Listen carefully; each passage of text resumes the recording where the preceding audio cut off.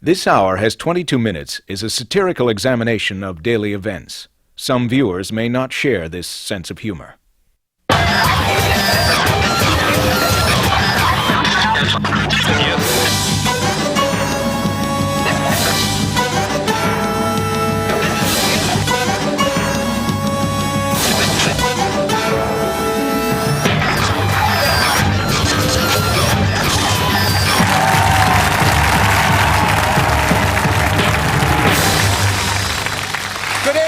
A man in Alberta who went on a 30-hour booze binge and then beat his wife has been acquitted, thanks to a recent Supreme Court ruling. The judge in the case ruled that because the man was drunk, he was not responsible for his violent actions. In a related story, the popular but violent children's show The Mighty Morphing Power Rangers has been taken off the air. However, the good news is that the Supreme Court has ruled that if in the future the Power Rangers are shown to be drunk, they would not be responsible for their violent actions and would be allowed back on the air. The Supreme Court judges admitted to never having actually watched the Power Rangers since it aired in Ottawa at 4:30, which, of course, is happy hour. In Virginia, Oliver North, former fanatical Marine who took the law into his own hands and then lied about it to the Congress, and who is now a holy warrior of the Christian right, has promised that through prayer he will win a Senate seat. Now, granted, that sounds like a pretty unlikely way to win an election. But hey, first Ollie prayed for a bestseller, and kazam! He got that. Then he got down on his knees and begged for a Winnebago, and guess who that is, just driving away in the Winnie. And now that little godbother is praying for a Senate seat. 3 times lucky, Ollie? Well, whoever said that pathological, lying, opportunistic, self-serving, fanatic, covert arms dealers wouldn't make great senators? Do you think we could get one for us? Jacques Parizeau received a major vote of confidence this week. It seems that the powers that be now believe that Mr. Parizeau will successfully lead Quebec out of Confederation. The proof in the pudding? Former Tory Quebec businessmen have bought him a house. The $1 million mansion, paid for in full, will receive extensive renovations, including a moat with crocodiles, a drawbridge, and long silk tassels that you can pull on to make servants come running. The future king of New France is reported to be satisfied with the gifts and promises dukedoms for all of those involved. Ukrainian President Leonid Kuchma was in Winnipeg recently, speaking to Canadian officials about 2 seemingly unrelated subjects, evolution and the Ukrainian economic situation. These are Canadian cows. They're big. Indeed, one of these cost-efficient beasts could feed a family of 3 for about 40 weeks. Evolution has been kind here, but in other parts of the world it has been downright nasty. President Kuchma displayed this stuffed Ukrainian cow. One of these compact cows would produce just a single hamburger or 1 side order of cow fingers. There's no word yet as to whether or not there will be any attempt to crossbreed the 2 somewhat mismatched herds. Canada's immigration laws are causing big problems for a bride and groom separated for the past 17 months. Teru Hachalapahachali and his wife Fahia were married last year in the Syrian capital of Damascus. Teru, a Canadian citizen, immediately returned to Canada, leaving his bride behind. We reunite the 2 of them now by satellite. Teru, your wife is stranded in Syria. Yeah, and I can't go back and get her. Look, I own a laundromat, all right? The last time I left, some moron put a skidoo suit in the washer number 6, blew the agitator. Now, I don't know what's going on here, but she's my wife. Yeah, I'm his wife. I got the blenders to prove it. I registered my pattern at Djibouti's, and now I can't be with my husband. Thank God for his brother Gafoudi. He's really sweet. What? Gafoodi's over there? Look, you stay away from Gafoodi, all right? I'm looking for him. You don't know Gafoudi. He got the soul of a poet. Oh, do we? Look, here's a haiku you can pass on to Gafoodi. Okay. What seems to be the problem? What is the government actually saying? Well, the problem is Immigration Canada is playing no more Mr. Nice Country, and they think our marriage is not real. Just because the day after the wedding, he had to get back to the laundromat. I didn't want to leave the cats over to Mom's because Mitten's got a skin condition, and we never consummated the marriage. Oh, gee. Do you have to be going on about how he never consummated the marriage here? Look, hon, a lot of people suffer from Sure, we got to third base. Yeah? Oh, yeah, well, obviously third base is not good enough for the Canadian government now, is it?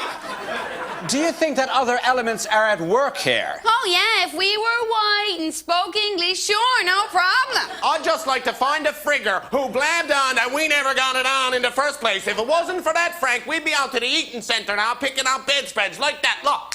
Well, Gafoodi said it was honorable not to do it with your husband. Oh, yeah? What else did Gafoodi say? Well, he said that doing it with your husband's brother was probably... That's it! Gafoodi shows up here, look! He's a dead man!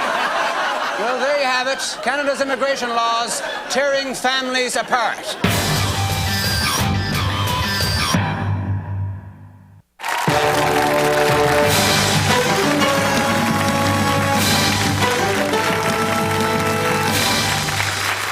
Bombastic bully in Baltimore blames broads, but Babe doesn't buy it. Here's this hour's very own Babe Bennett. Ah, shucks. Here we go again.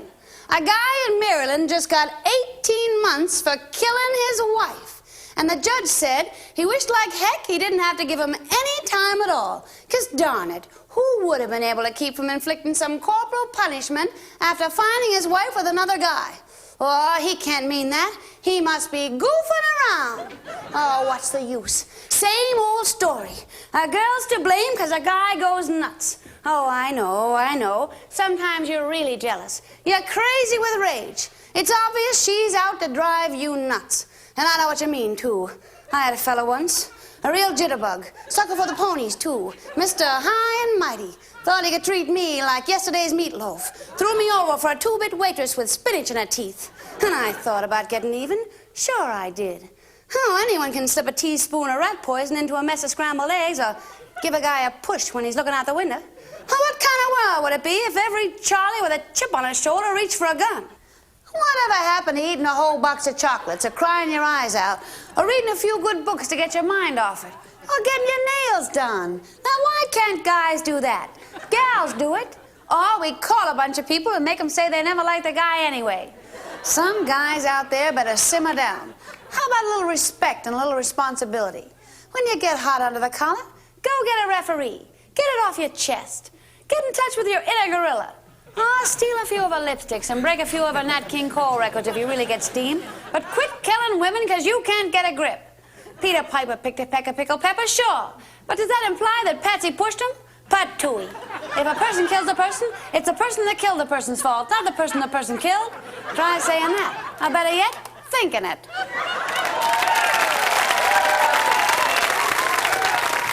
The next time the space shuttle goes into orbit, it will carry with it rats. A spokesperson for the space program said that the bringing of rats into space is just part of NASA's ongoing research.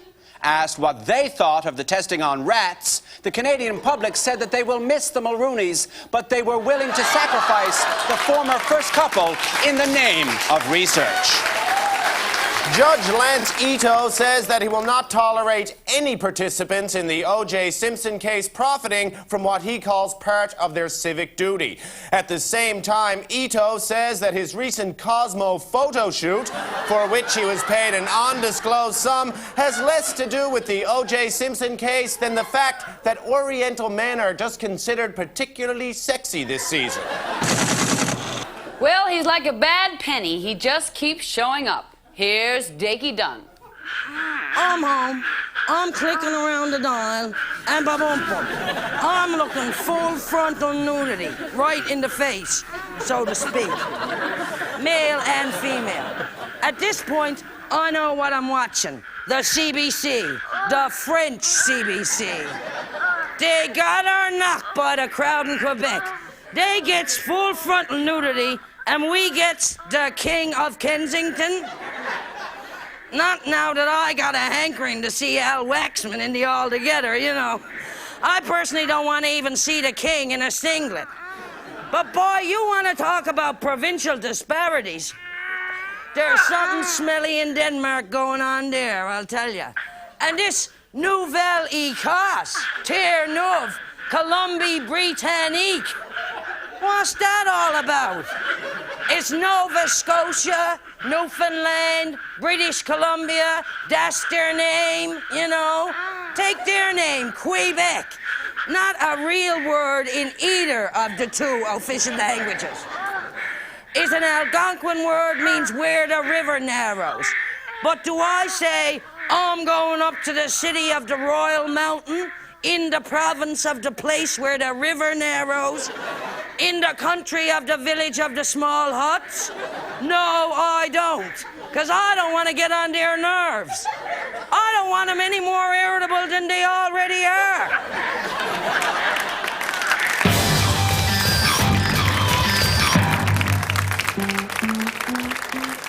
Now from the NFB, a 14-part documentary about the nation's oldest game.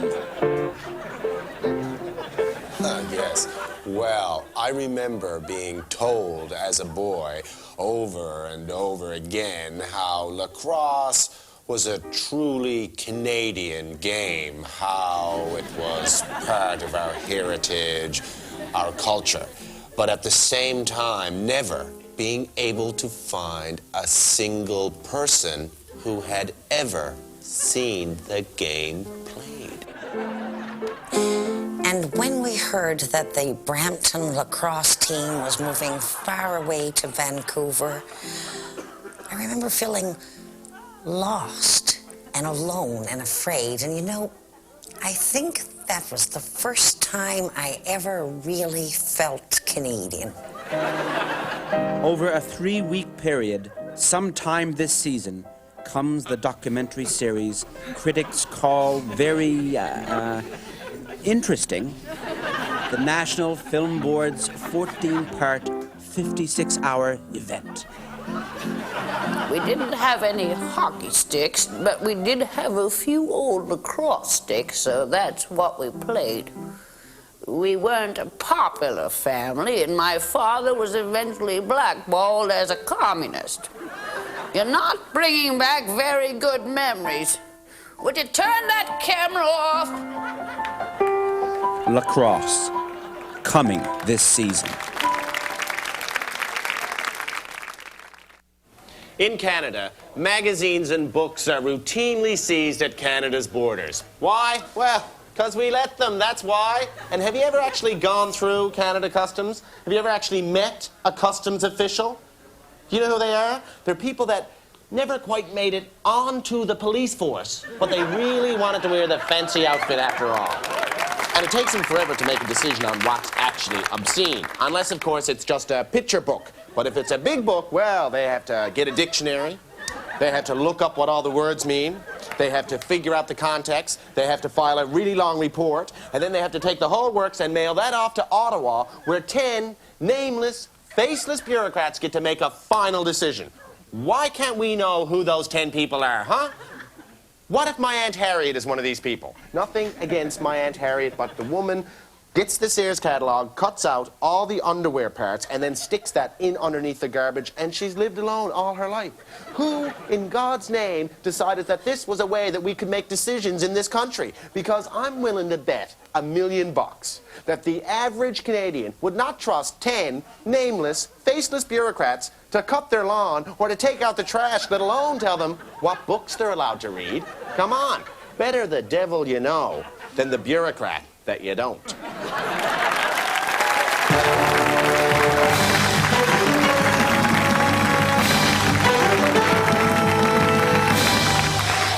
Former Cabinet Minister, the Honourable John C. Crosbie, has been installed as the Chancellor of Memorial University of Newfoundland. As well as fulfilling the duties of Chancellor, Crosbie is also apparently planning to teach a number of night courses.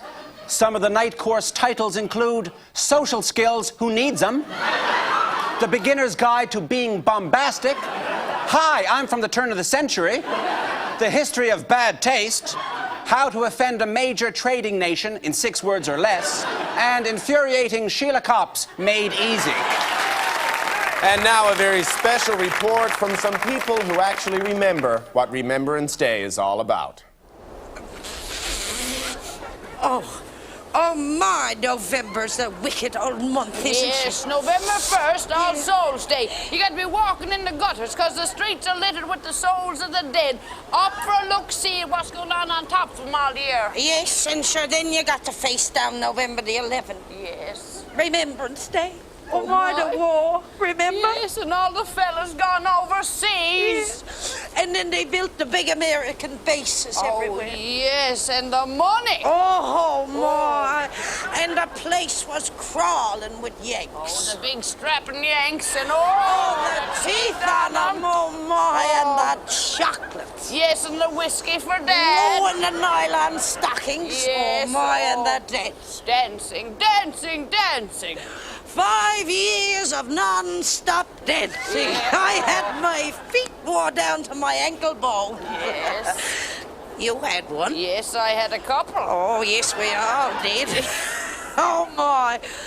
Oh, the war. Oh. Remember? Yes. Oh. He's in the army now. He's blowing reverie. He's the boogie-woogie bugle boy, Company B. Oh, my Sacred Heart of Mary and Josephine. And when the red robin goes bob, bob, bobbing along.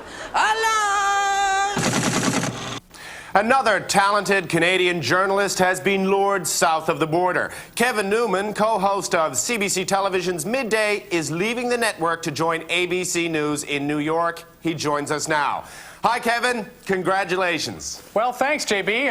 I'm pretty excited about it all. It's a big move, but the time seemed to be right. Did they ever mention me? Did who ever mention you? The people at ABC News. Oh, I didn't know you were talking to them. Well, I'm not really talking to them. I've been leaving a lot of messages over the past year or so. They haven't gotten back to me or anything. Well, they're pretty busy down there, but, when they called me for the job, What? I was kind of... They called you? Yeah, they said they've been monitoring all of the male news anchors in the country. And they called you? Yeah. They never mentioned me? Well, no. I mean, they mentioned some obsessive news anchor from Canada who kept calling them. Yeah, and? And I guess they were wondering if you were dangerous. Oh. Well, look, JB, I think you've done some great work in the past. I mean, you were wonderful on radio. Your time will come. Yeah. Well, thanks. That's Kevin Newman on his way to my job and the big time in New York. Good night. Good night, JB.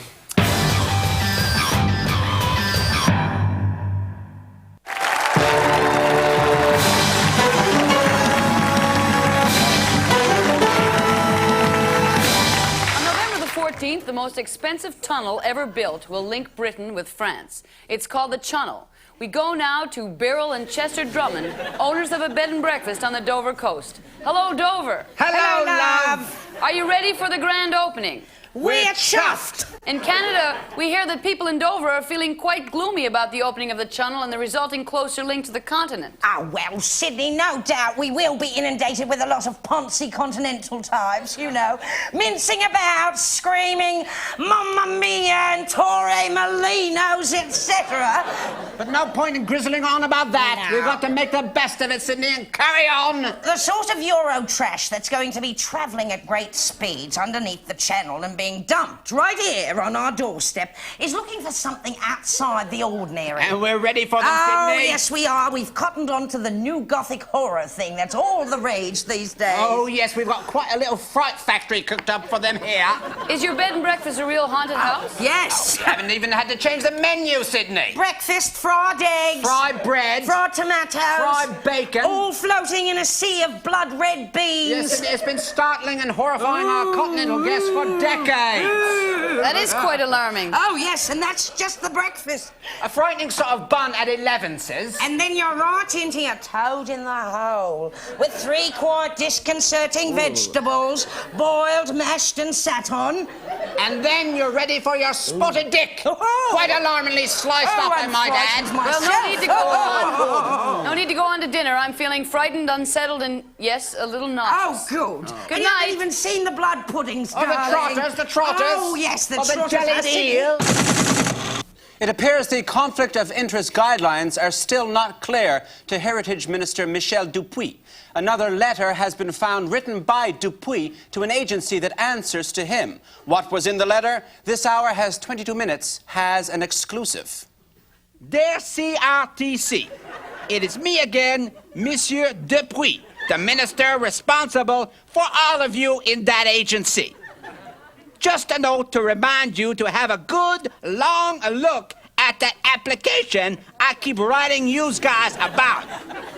Also, please notice the high quality of paper that this license applicant is using. And by the way, if you want some of that paper, I suggest you try my brother-in-law, Serge, in his hometown of St. Paul et Bettesford. PQ, postal code GOA1AO. Signed, me, Minister in charge of everything. P.S. Did I mention I am your boss? Canadian impressionist Rich Little got married this past week high atop the MGM Grand Hotel in Las Vegas. During the ceremony, he delivered his vows in the voice of Cary Grant. Later on in his honeymoon suite, he got carried away with a Bill Clinton impersonation and ordered 2 hookers delivered to his room. Today, in a sad Johnny Carson-type voice, he announced that this, his second marriage, was over.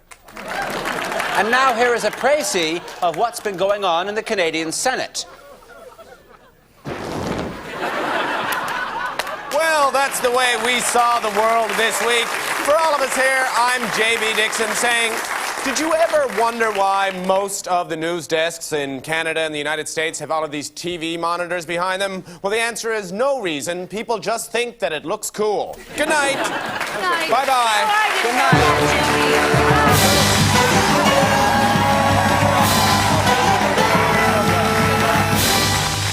During the ceremony, he delivered his vows in the voice of Cary Grant. Later on in his honeymoon suite, I can't say it. Today, in a sad Johnny Carson-type voice, he announced that his second marriage.